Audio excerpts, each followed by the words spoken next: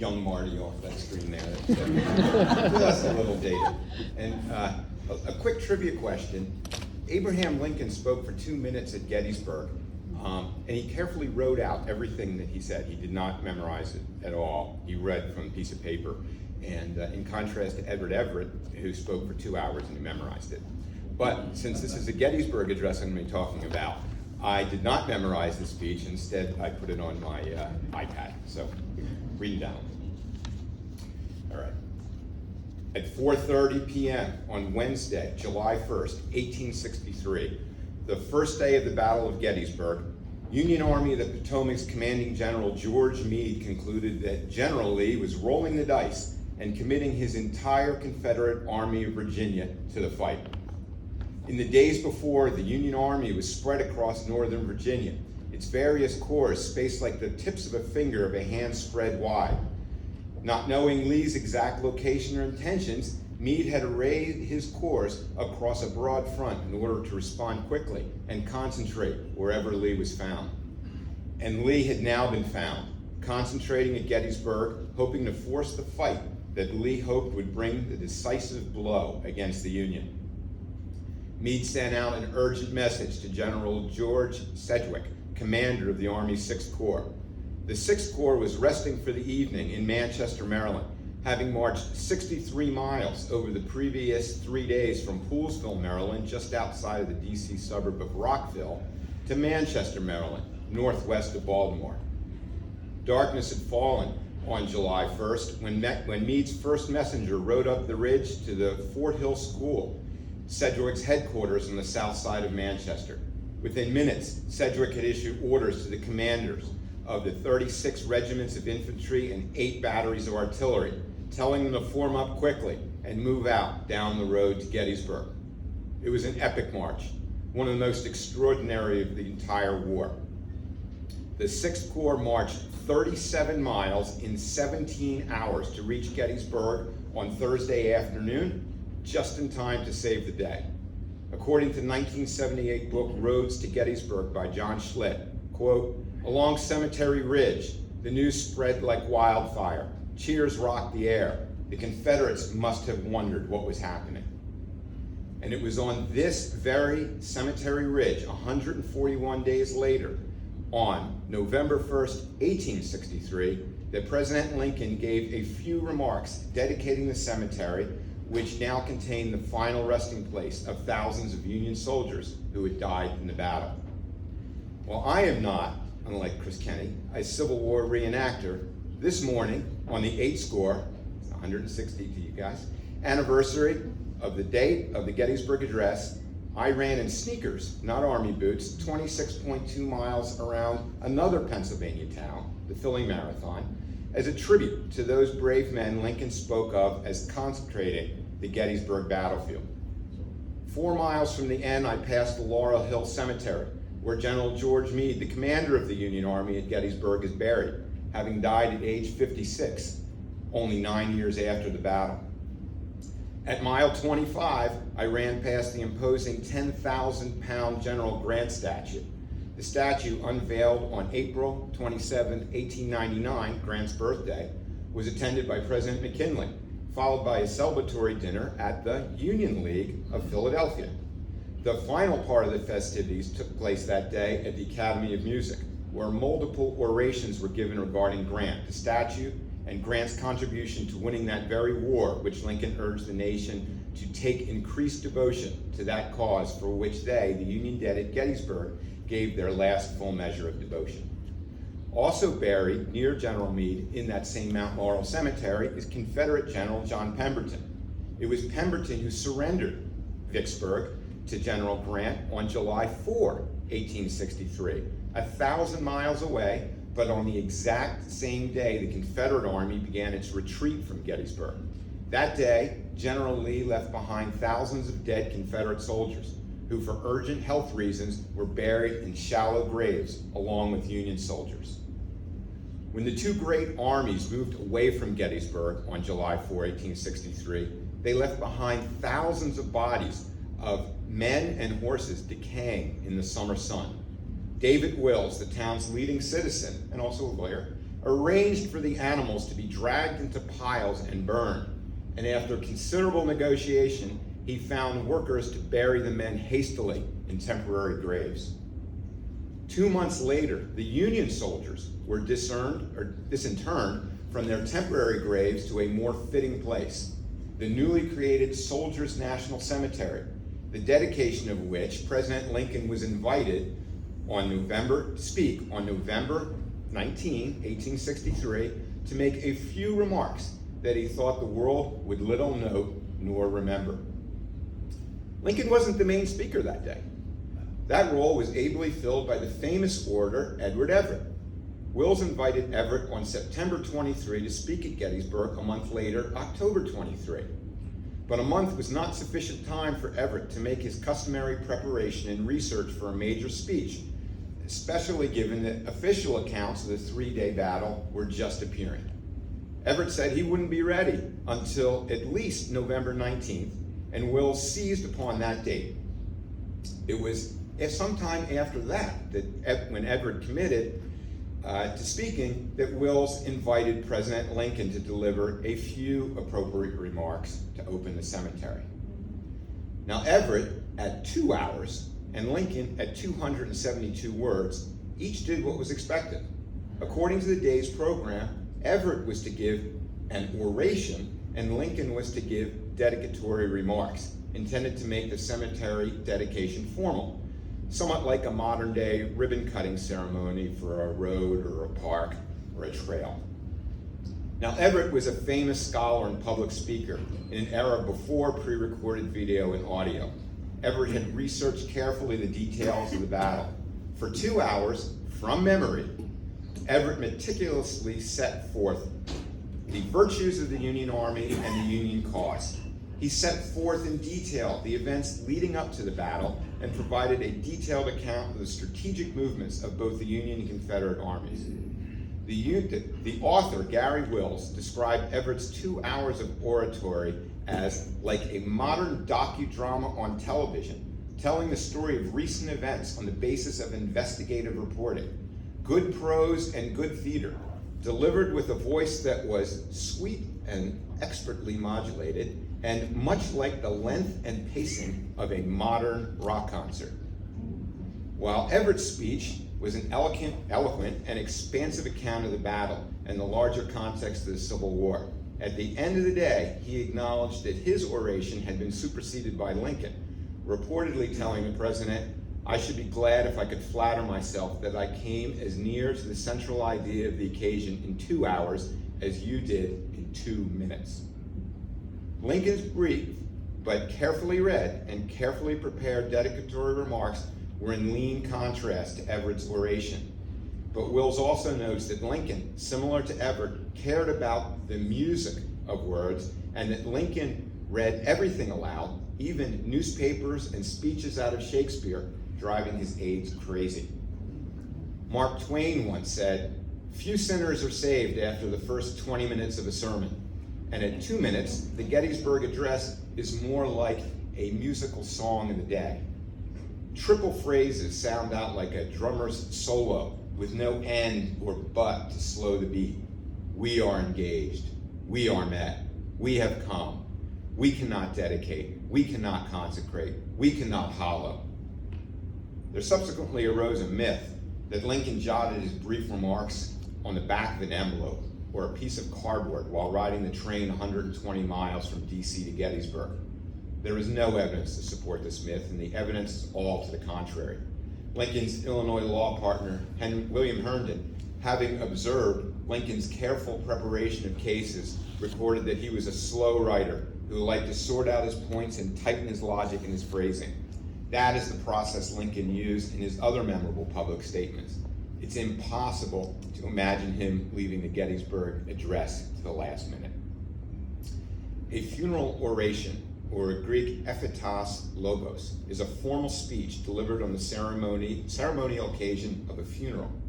Gary Wills summarizes the ephetos as 2 sections: praise for the fallen and advice for the living. In ancient Athens, the funeral oration was deemed an indispensable component of the funeral ritual, such as to honor those Athenians who died at the Battle of Marathon. Plato stated that the requirements of an Athenian funeral oration were, quote, "The speech required is one in which adequately eulogize the dead and give kindly exhortation to the living, appealing to their children and their brethren to copy the virtues of these heroes, and to their fathers and mothers and any still surviving ancestors offering consolation." In the middle of a bloody civil war, finding the right words to say about the war's dead is a difficult task, made all the more difficult at a cemetery because the words to the living must be said over the dead.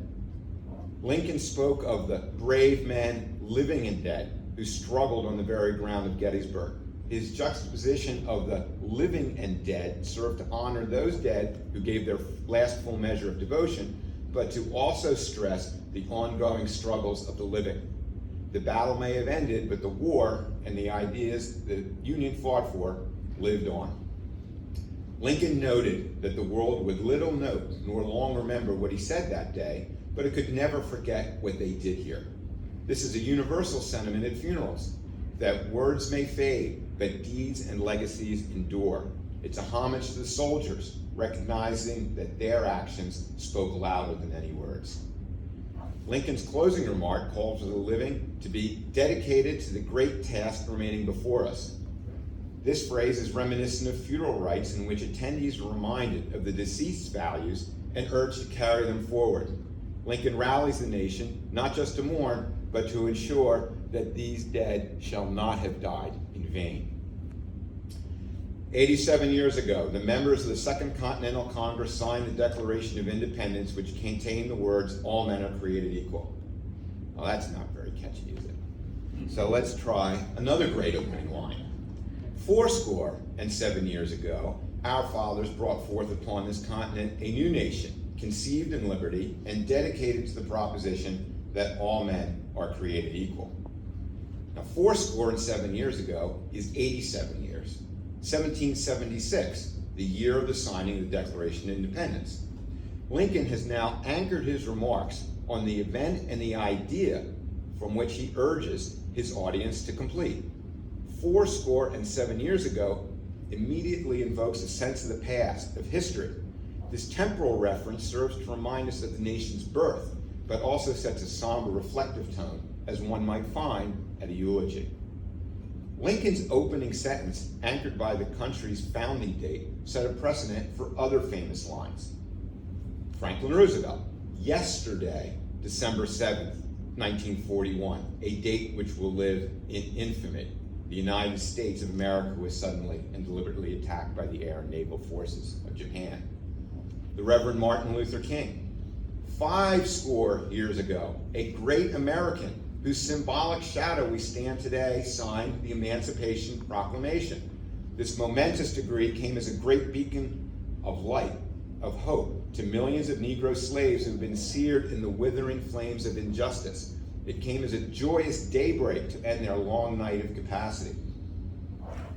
Ho Chi Minh, on September 2nd, 1945, the same day in which the Japanese surrendered to MacArthur on the USS Missouri in Tokyo Bay, gave a speech in Hanoi's Ba Dinh Square, declaring Vietnam independent from France.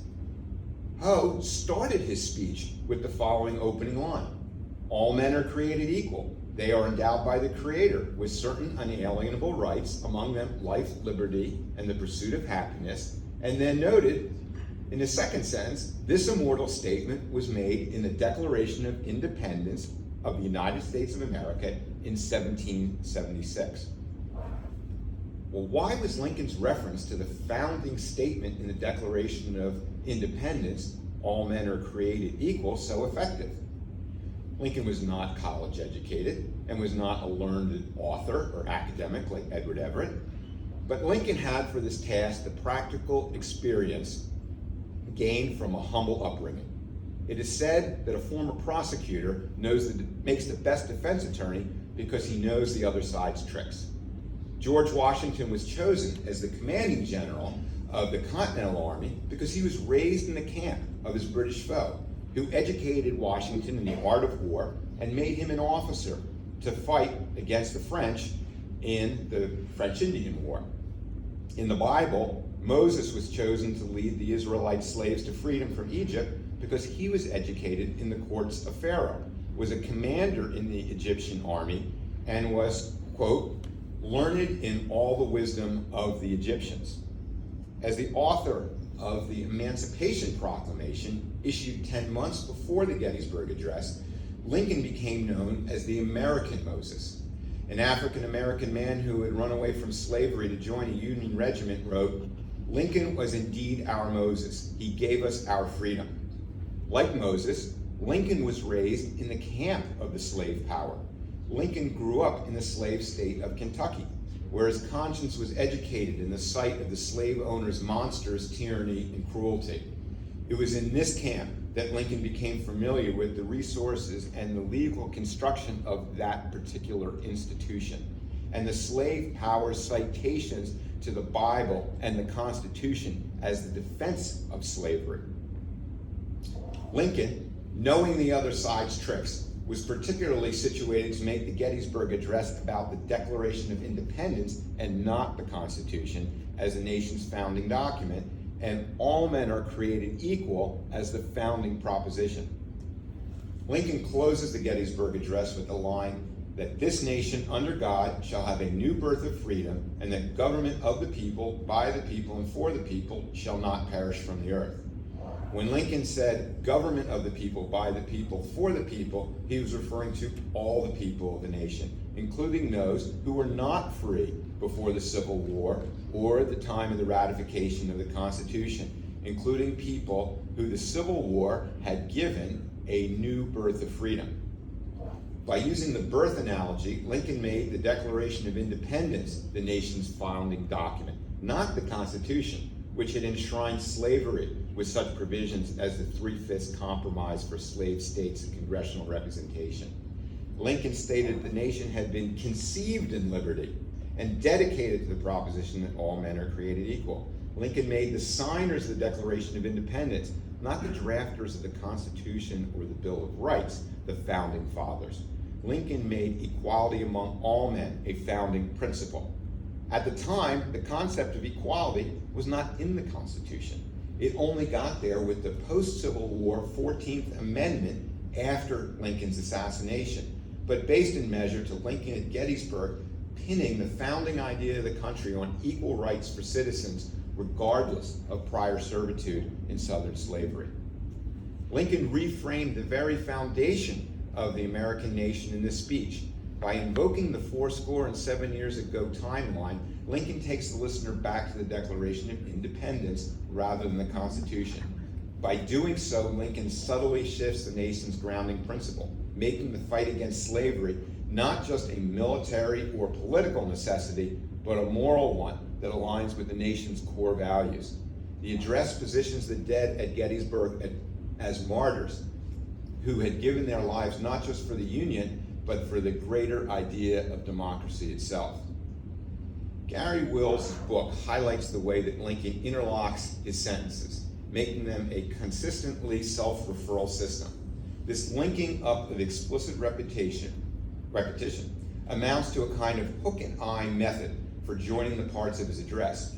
Each of the paragraphs are bound to the preceding paragraph and the following paragraph by some resumptive element. Only the first and last paragraphs do not, because they cannot, have this two-way connotation to their setting. To appreciate the genius of the Gettysburg Address is to appreciate this self-referential style. To emphasize this style, I will raise my left hand when Lincoln introduces a new word or phrase, and my right hand when Lincoln refers back to those words. So you didn't think you can get through a Gettysburg Address without actually hearing the Gettysburg Address. Left hand for the new word, right hand when he repeats that word. 77 years ago, our fathers brought forth upon this continent a new nation, conceived in liberty, and dedicated to the proposition that all men are created equal. We are now engaged in a great civil war, testing whether that nation, or any nation so conceived and dedicated, can long endure. We are met on a great battlefield of that war.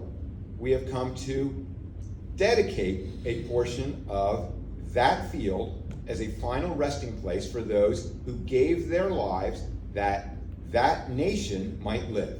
It is altogether fitting and proper that we should do so. But in a larger sense, we cannot dedicate, we cannot consecrate, we cannot hallow this ground. The brave men, living and dead, who struggled here have consecrated it, far above our poor power to add or detract. The world will little note, nor long remember what we say here, but it can never forget what they did here. It is for us the living, rather, to be dedicated here to the unfinished work which they who fought here have so nobly advanced. It is rather for us to be here dedicated to the great task remaining before us, that those honored dead we take increased devotion, that cause for which they gave their last full measure of devotion. That we here highly resolve that these dead shall not have died in vain, that this nation under God shall have a new birth of freedom, and that government of the people, by the people, for the people, shall not perish from the earth. According to the Cambridge Dictionary, a clarion call is a clear message or instruction about what action is needed. An example taken from the Bible, a source Lincoln was well familiar with, occurs when God summons Moses from the burning bush in Exodus 3 and appoints Moses to lead the Israel slaves out of Egypt. In conclusion, if there can be such a thing regarding a speech as richly analyzed for the last 160 years as Lincoln's Gettysburg Address, Lincoln, the American Moses, carefully used funeral undertones, which his audience would be familiar, serving both as a eulogy for the fallen and a clarion call for the living. Lincoln masterfully used these references and interlocking words and phrases to install a sense of purpose and resolve, ultimately ensuring that the sacrifices at Gettysburg became a touchstone for national unity.